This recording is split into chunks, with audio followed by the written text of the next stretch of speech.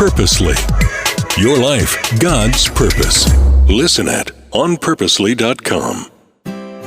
In order to get to today's episode of the Bible for Busy People, you gotta walk through the wardrobe with me.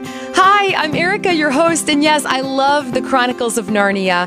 If you're a fan as well, you already know what I'm talking about. The adventures of the Pevensey children who went into a wardrobe to hide when they were playing hide and seek and found a whole other world called Narnia, a magical place ruled by a great lion named Aslan. A world where good and evil existed, but in the end, evil doesn't get to win. And that's going to be the same story for our world someday. So yeah, I want to kick off this episode with a scene from The Lion, the Witch, and the Wardrobe. This is the children I was just talking about, talking with Mr. and Mrs. Beaver. I mean, I know, it's a magical world. Okay, one of the children says, "Is he quite safe? I shall feel rather nervous about meeting a lion." "That you will, dearie, and no mistake," said Mrs. Beaver. "If there's anyone who can appear before Aslan without their knees knocking, they're either braver than most or else just silly." "Then he isn't safe?" said Lucy. "Safe?" said Mr. Beaver. "Don't you hear what Mrs. Beaver tells you? Who said anything about safe? Course he isn't safe, but he's good. He's the king, I tell you." And now you may see why this is where I wanted us to begin our journey today. Because you and I serve a great king. His name is Jesus. He's the King of Kings, and he has a specialty. He works everything out for our good and his glory. He makes things right. So much in our world feels wrong right now, but we have a God who's going to make it right. You're going through something in your life because someone might have hurt you or you've made a poor choice and things have gone wrong, but God is making it right. This is one of his great and precious promises. We're going to dive in today to Romans chapter 8. This is the Apostle Paul writing to the Christians in Rome. Are you ready? Verse 15. "This resurrection life you received from God is not a timid, grave-tending life." Quick note here, this is the Message version of the Bible, and every once in a while I like to stir it into the podcast. It's adventurously expectant, greeting God with a childlike, "What's next, Papa?" God's Spirit touches our spirits and confirms who we really are. We know who he is, and we know who we are, Father and children. And we know we are going to get what's coming to us, an unbelievable inheritance. We go through exactly what Christ goes through. If we go through the hard times with him, then we're certainly going to go through the good times with him.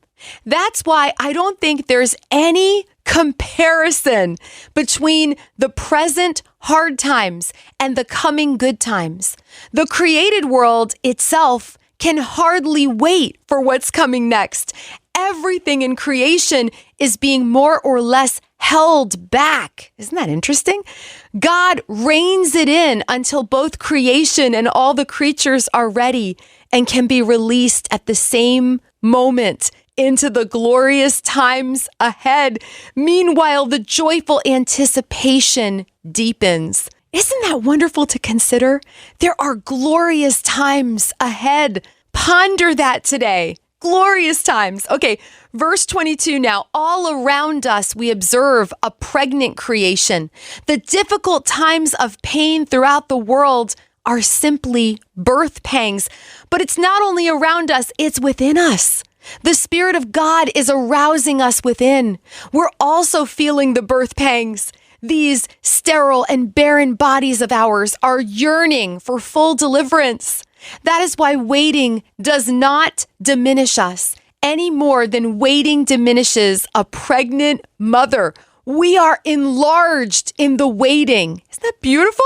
We, of course, don't see what is enlarging us, but the longer we wait, the larger we become and the more joyful our expectancy. Meanwhile, the moment we get tired in the waiting, by the way, is that you right now? You're like, God, when are you going to make this right? Okay, let's continue. God's Spirit is right alongside, helping us along. If we don't know how or what to pray, it doesn't matter. He does our praying in and for us, making prayer out of our wordless sighs, our aching groans. He knows us far better than we know ourselves, knows our pregnant condition, and keeps us present before God. That's why we can be so sure that every detail in our lives of love for God is worked into something good. Now, I want to read that verse 28 for you in the New Living Translation as well. And we know that God causes everything to work together for the good of those who love God and are called according to his purpose for them. Okay, God is a God of no leftovers. All right, I am actually not a big fan of leftovers, right? And I love that God isn't either. He uses every scrap of every horrible, bad, terrible thing that happens to us, and he turns it into good. He brings good in our lives. He is the God who gives beauty for ashes. This old world has an expiration date. God is going to make a new world. He is going to make things right. Just like at the end of all the Chronicles of Narnia after the last battle, it was a perfect place. Remember the first episode this week, we talked about heaven is a place where there is no more tears or crying or mourning or death or pain. No more evil. No more picking up your phone and scrolling to see the next terrible thing that happened. No, it's going to be a perfect place. God is going to make everything right, everything new.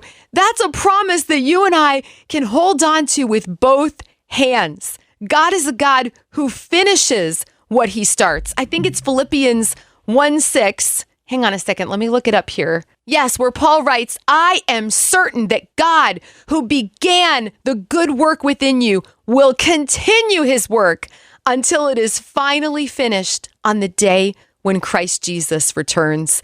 And I hope you heard that. I hope you heard that you are a good work, that he's going to bring the good out of the bad and make everything right. It's a promise from our good and gracious God. Till next time, you are really loved.